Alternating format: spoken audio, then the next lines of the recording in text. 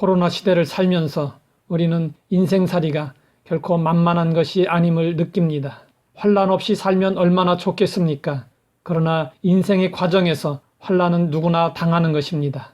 환난은 인생 학교를 졸업하기 위한 필수 과목입니다.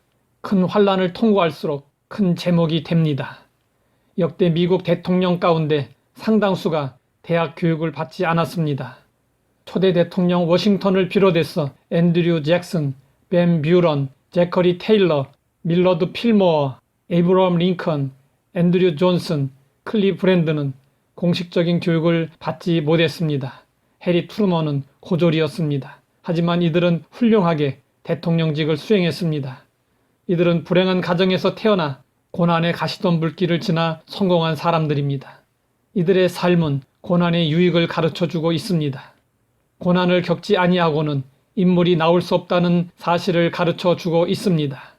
오랜 풍상을 겪은 나무는 단단해서 악기나 고급 가구에 사용됩니다. 사금이 용광로 속에서 연단된 후에 비로소 값진 순금이 되듯이 고난은 사람을 만듭니다. 예수님을 믿으면 만사 형통하는 줄로 아는 사람들이 많이 있지만 그것은 오해입니다. 오히려 예수님으로 인해 더 환난을 당할 수 있습니다. 환난을 이기는 방법은 참고 견디는 것입니다. 그러나 연약한 인간이 참고 견디는 데에는 한계가 있습니다. 그러므로 성경은 우리가 그 한계 상황을 극복할 수 있는 방법을 일러주고 있습니다. 소망 중에 즐거워하며 환난 중에 참으며 기도에 항상 힘쓰며 기차가 검은 연기를 뿜으며 달리던 시절에 알프스 터널을 한 번 통과하는데 30분 이상이 걸렸습니다.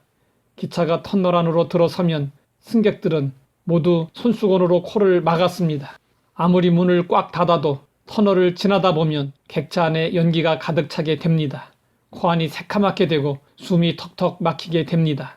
그렇다고 해서 기차표를 찢어버리는 사람이 없습니다. 문을 열고 뛰어내리는 사람도 없습니다. 모두 코를 손수건으로 틀어막고 숨을 아끼며 참습니다. 조금 있으면 밝은 햇살이 비치는 입구가 나올 거야. 이제 한 10분만 가면 돼. 이렇게 스스로를 격려하면서 이겨냅니다. 입구가 나올 거야. 10분만 참으면 돼. 이것이 견딜 수 있는 소망입니다. 소망이 크면 클수록 힘이 나고 변하지 아니하고 견고할수록 견디기 쉽습니다. 우리에게 영원한 소망이 있다는 것은 우리 인생의 승리를 보장해 주는 것입니다. 바울은 무수히 많은 환난을 당했지만 그의 마음속에 부활의 소망이 있었습니다. 그 소망으로 모든 환난을 이겨낼 수 있었고 즐거워할 수 있었습니다. 옥중서신 빌립보서는 기쁨의 편지라고 불립니다. 편지 속에 기쁨이 가득하기 때문입니다.